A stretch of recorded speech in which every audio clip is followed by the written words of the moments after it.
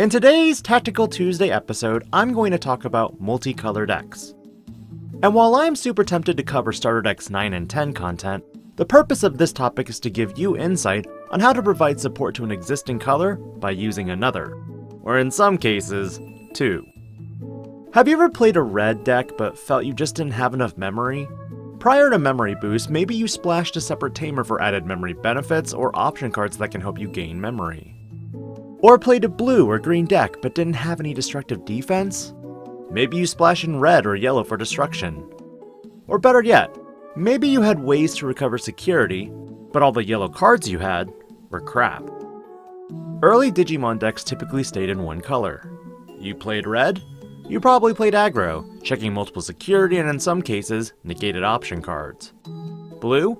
You probably had great memory consistency, but garbage destruction effects. Yellow? You didn't know what you wanted. Maybe you wanted security. Maybe you wanted DP depletion. But Bandai gave you a shotgun release style of concepts with little to no synergy. Green? Suspend stuff and try to beat over and pierce. But that's it. Then with next sets, they came out with black and purple cards. Black? Here, you get all the blockers, but no cheap Digivolution cost items. Purple? Here, let's recycle. Recycling is good. But as more and more cards were released, players began doing next level big brain plays. Mixing colors. And in my experience, the earliest concept of mixing colors was with Tyrannomon. Honestly, players wanted to utilize Taiga, a green tamer card with red Tyrannomon support. Although Rust Tyrannomon was an interesting card and could have been badass had Hidden Potential Discovered not been limited, there wasn't, and to this day, still enough support to make red-green Tyrannomon competitively viable. Which in some instances for me, aggravates me greatly. The point is, Christmas Tyrannomon became popular for the fact that you could have big beefy Tyrannomon Digimon with piercing, which while not game-breaking during the Turbo Omnimon formats, was still fun to play. Following Great Legends, players came out with what was arguably one of the most annoying builds ever made that continued seeing play until BT7. Security Control. While security control isn't as prevalent in today's meta, security recovery, in my opinion, is still one of the most exploited game mechanics. In BT4, BT5, and BT6, security control evolved slowly that encompassed more and more goodies for your opponent to find in the security. With Great Legends, security control hovered at two colors, predominantly red for the best destruction effects, and yellow for the recovery aspect. But Great Legends began slowly bringing in the color black in the form of Izzy Azumi, which could check the top 3 cards. Even though your deck did not run too many black cards, Izzy allowed you to reorganize the top 3 in any order you choose. That meant you could manipulate your next draw into, say, Magnadramon, and then hardplay Magnadramon now that you had a memory fixer, and place the next 2 cards, which you and your opponent know, on top of the security. Gaia Force? Heck yeah! Moving into BT5, this gave you more options like Security Blockers, Omnimon Sword Defeat, and other black option cards like Ultimate Flare. The evolution of security control continued, but this isn't what this video is about. This video is about how certain colors can add support for previous weaknesses. And with the hybrid format coming to a close and new heroes set to release in just 2.5 weeks, there's a lot to think about if you've been a Digimon purist up until now. You might have seen creative names in the last format like Pepsi Gabubond. Pepsi referring to red-blue, utilizing the memory efficiency of Gabubond with red elements for option card negation. With security control being a threat in the last format, some players splashed this secondary color purely for a delicate plan and lightning joust. And did it work? Yes. Yes it did. For Christmas Hybrid, what are elements that Green Hybrid struggles with? While you do have search capability and piercing, all that goes out the window if you can't close out the game fast enough. Again, red was added for Flame on searchability, Atomic Inferno for extra security checks, and Atomic Blaster for board removal. Multicolored decks will be much more popular with Champion Rush, a deck that will predominantly revolve around armored Digivolve Digimon, and their game mechanic, Armor Release.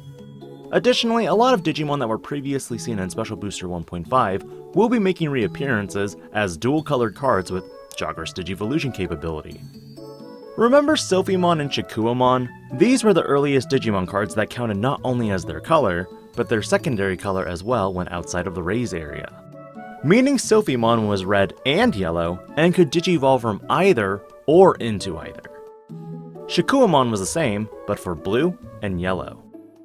While this set also showed Pyeldramon, Dino-Beamon, and Arukenimon, these Digimon didn't count as their secondary Digivolution colors, but it did make for some very interesting Digivolution color crosses. Rise Greymon would be the next Digimon that could color cross from yellow or red, giving red and yellow options to Digiburst and slap down a tamer of either color. And of course, EX1 Tyrannomon for the color cross from red to green, which I personally utilized for my EOS Agumon deck for the BT6 format. While most people saw it as one of the weirdest decks ever, I actually never lost a match with it. Was it good? No. But it always threw my opponent for a loop because some games I'd go wide, others I'd go into Agumon. While that was a longer premise than normal for my Tactical Tuesday videos, here are some considerations to think of when playing multicolor decks. Number 1. Do I need a stable color source to do anything with the secondary color? This question is one of the most important questions to answer when mixing colors. For old security control, having a simple hatched egg could be enough to have your stable red source out if red was your secondary color to drop option cards for deletion effects. And if the Digi-egg can't be your stable source for whatever reasons like digivolving and keeping your Digimon safe in the raise area, tamers are your next best friend. And like I've said in previous videos, tamers are one of the most untouched elements with very few resources currently available to remove them. However, with New Hero, there is also the introduction of a new batch of removal for tamers.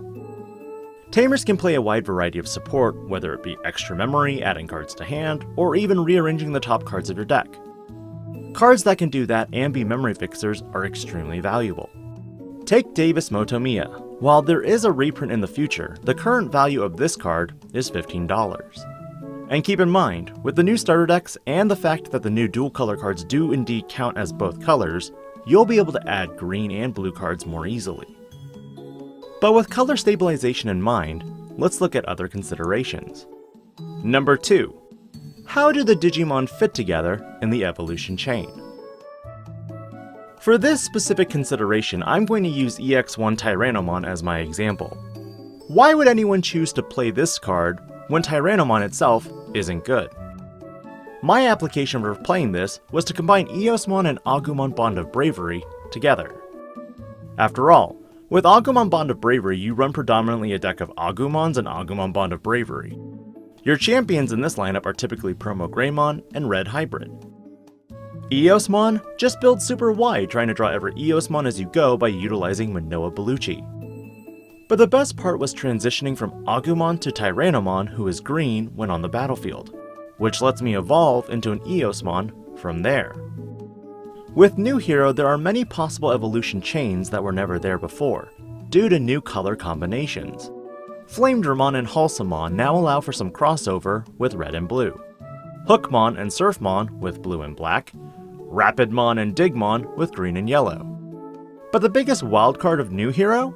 Chimeramon. Although it's a white Digimon during your turn, it is treated as every color under its evolution source.